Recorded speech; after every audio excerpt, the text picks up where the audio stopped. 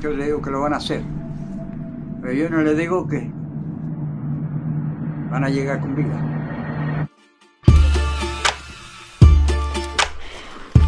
When we first saw Cerro Mercedario, we were really impressed by this huge mountain. And we knew immediately that it's gonna be difficult, very difficult to climb it, and that the possibilities to descend it from the top to the bottom are close to zero.